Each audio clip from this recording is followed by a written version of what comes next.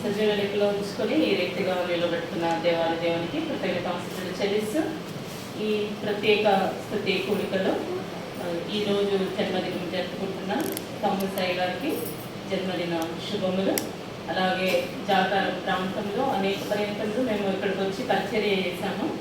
కానీ అక్కడ ముందు ఉన్న చర్చ్లో వచ్చాము. ఇక్కడికి వచ్చిన తర్వాత ఇది ఫస్ట్ టైం మేము రావడం. తమ్ముడు ఇక్కడ సేవకుడిగా ఉన్నాడని తెలిసి నిజంగా చాలా సంతోషిస్తున్నాం.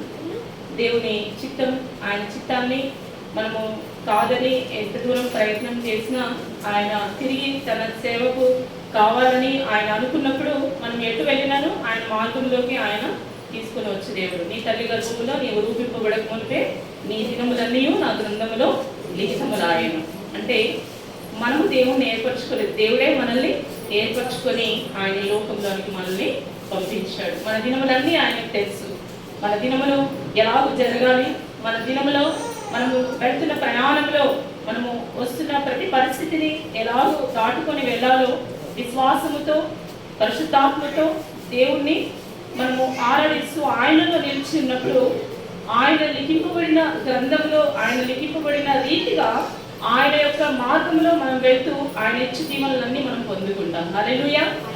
అలాగే అయ్యగారు 62 సంవత్సరములు తను జీవిత కాలంలో దయాకిరీటములు పొందుకొని 62 సంవత్సరాలు ముగించుకొని 63వ సంవత్సరంలోకి వెళ్తూ ఈ సంవత్సర దయాకిరీటములు పొందుకున్నాడు.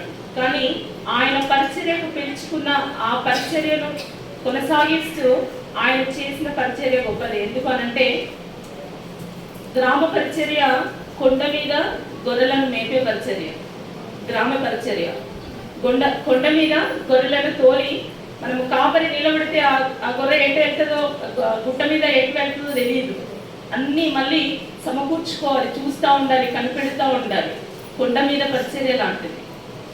సిటీ పరిచర్య ఎలాంటిది అంటే చుట్టూ ఫెన్సింగ్ చేసి గొర్రెలను అందులో తోలి రాత్రి సాయంకాలం అయినాక గొర్రెలన్నిటిని తీసుకొచ్చి అందులో తోలిన తర్వాత అక్కడ కాపరత్వం లాంటిది. అంటే సమయానికి పాస్టర్ వచ్చి కూడా కూర్చుంటాడు, విశ్వాసులందరూ సమయానికి వచ్చి వారి సమయానికి కూర్చొని ఆరాధన క్రమం జరిగించుకుంటారు, వెళ్ళిపోతారు. కానీ పల్లెటూరు పరిచర్య, గ్రామ పరిచర్య చాలా భయంకరమైన పరిచర్య. దానిలో మనం నెగ్గుకొని నిలబడాలి అని అంటే మనుషుల ప్రయత్నము వ్యర్థము. దేవుని యొక్క చిత్తము, దేవుని యొక్క ప్రణాళిక, దేవుని యొక్క ఉద్దేశం ఉన్నప్పుడు మాత్రమే ఆయన ఏదైతే మన కొరకు నిర్ణయించాడో దాన్ని కొనసాగించే వారుగా ఉంటాం. ఒక సందర్భంలో సేవకుల మీటింగ్లో మాట్లాడుతున్నప్పుడు ఒక శబ్దము అనే ఒక మాట మీద సేవకుల సదస్సులో మాట్లాడడానికి దేవుడు నాకు అవకాశం ఇచ్చాడు. యోహాన్ అంటాడు, నీ పేరేంటయ్యా అంటే నేను ఒక శబ్దము అన్నాడు. నేను ఒక శబ్దము. దేవుని పరిచర్య, ఆయన మార్గమును ఆయన సిద్ధపరచడానికి, ఆయన యొక్క పరిచర్యను సిద్ధపరచడానికి నేను వచ్చిన ఒక శబ్దాన్ని మాత్రమే. మనం ఎవరన్నమాట అంటే సేవకులుగా ఒక శబ్దం మాత్రమే. మనకు రూపము, తర్వాత మనకు ఒక ప్రత్యేకత అనేది మనం ఈ లోకంలో ఏర్పరచుకోవద్దు. మళ్ళీ అదే యోహాన్ అంటాడు, నా దేవుడు వచ్చినప్పుడు నన్ను స్నేహితుడా అని నన్ను పిలుస్తాడు అంటాడు. హల్లెలూయా. దేవుడు స్నేహితుడు అని పిలవగలిగిన ఒక గొప్ప ఆధిక్యతలోకి రావాలి అని అంటే సేవకుడు శబ్దం లాగా పనిచేయాలి. యోహాన్ అన్నట్టుగా ఒక శబ్దము, నేను ఒక శబ్దాన్ని మాత్రమే, నాకు ఒక రూపం లేదు. ఆయన పరిచర్యను చేయటకు నేను మార్గమును సిద్ధపరచడానికి లోకంలోనికి వచ్చిన ఒక శబ్దమును అని అన్నాడు ఆయన. థామస్ పాస్టర్ గారు ఇక్కడ పరిచర్య ప్రారంభించాడు. అనేక సమస్యలు ఎదుర్కొన్నారు, మాకు కూడా తెలుసు. ఆయన పాపం ఎంత అంటే ఫైనాన్షియల్గా కానీ, తర్వాత పిల్లల చదువుల విషయంలో కానీ ఆయన కొన్ని సాక్రిఫైస్ చేయాల్సి వచ్చింది. కానీ దేవుడు గొప్పగా నిలవబెట్టుకున్నాడు. బిడ్డల విషయంలో దేవుడు మాట్లాడాడు, తమ్ముడి విషయంలో కానీ, చెల్లె విషయంలో కానీ, వాళ్ళ ప్రతి పరిస్థితిలో దేవుడు వాళ్ళకి తోడుగా ఉండి ఈ రీతిగా ఈ మందిరం ఇలా కట్టబడినదంటే వారి యొక్క ప్రయత్నం కాదు, వారి యొక్క విశ్వాస ప్రయత్నం ఇది. అంతే, కేవలం విశ్వాసం మాత్రమే.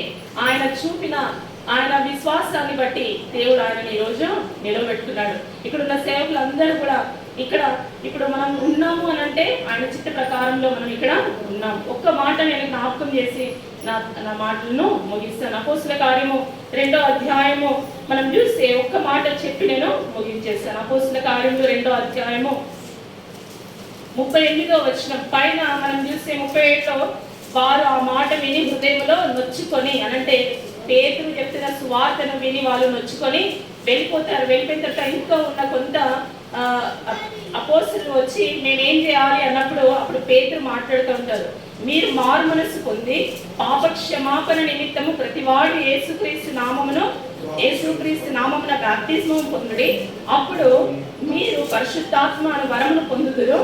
ఈ వాగ్దానము మీకును మీ పిల్లలకును దూరస్తులందరికీ అనగా ప్రభు అయిన మన దేవుడు తన యొద్దకు పిలిచిన వారందరికీ చెందునని వారితో చెప్పాను. హల్లెలూయా, హల్లెలూయా. ఈ వాగ్దానము మీకును మీ పిల్లలకును తర్వాత దూరస్తులందరికీ అనగా ప్రభు అయిన మన యేసు నామమున దేవుడు తన యొద్దకు పిలిచిన వారందరికీ చెందునని దేవుడు అక్కడ పేతురు ఆశీర్వదించాడు. అలాగుననే థామస్ అయ్యాడు. తర్వాత తన తరము ముగించగానే తర్వాత తరము దేవుని కొరకు నిలవబడింది. పరిశుద్ధాత్మలో మనం పిలిచిన విశ్వాసులను పరిశుద్ధాత్మలో మనము ఎదిగింపజేస్తున్నప్పుడు దేవుడు మనల్ని మన పిల్లల్ని దూరస్తులైన వారిని అనేకులను ఆయన ఆశీర్వదించే దేవుడుగా ఉన్నాడు. కనుక ఇటు కృప తన కుటుంబానికి తనకును దేవుడిచ్చి దీవించునుగాక. అలాగనే అయ్యగారికి మరొకసారి జన్మదిన శుభములు తెలియజేస్తూ ఇచ్చిన అవకాశం బట్టి అయ్యగారికి వందనాలు చెల్లిస్తూ స్పీకర్ గారికి కూడా వందనాలు చెల్లిస్తూ ముగిస్తుంది. Thank you.